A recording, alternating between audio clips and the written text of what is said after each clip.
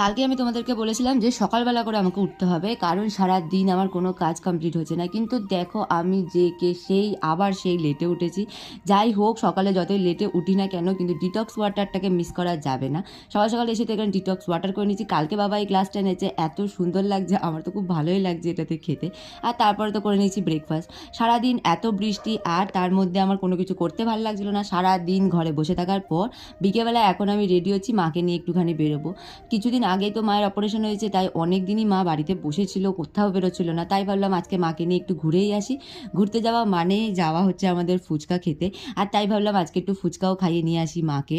গিয়েই তো সবার ফার্স্টে আমরা অর্ডার দিয়েছিলাম দুটো দই ফুচকা, আর অন্য কিছু খাইনি, কারণ এখন তো বাইরের খাবার মায়ের একেবারেই খাওয়া বারণ। তাও মাকে নিয়ে আজকে অনেকদিন বাদে বেরিয়েছি একটুখানি ফুচকা খেতে। ভাবলাম যে একটু হেঁটেও আসবো, ঘুরেও আসবো, আর তার সাথে একটু মাকে খাইয়েও আসবো। বেরিয়েছি মায়ের সাথে। মা বাজারঘাট করবে না, এটা তো হতে পারে না। সবার ফার্স্টে নিয়েছিলাম ভুট্টা, তারপর এত টাটকা সবজি দেখে তো মা এখান থেকে এক ব্যাগ বাজারও করে নিয়েছে রাত্রিবেলার জন্য।